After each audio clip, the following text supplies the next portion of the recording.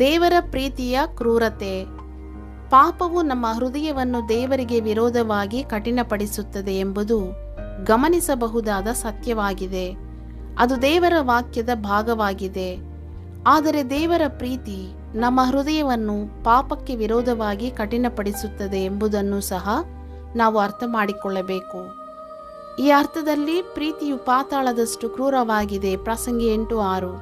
ಇದೇ ಅರ್ಥದಲ್ಲಿ ಜಲದ ರಾಶಿಗಳು ಸಹ ಪ್ರೀತಿಯನ್ನು ನಂದಿಸಲಾರವು ಎಂಬುದಾಗಿ 7ನೇ ವಚನ.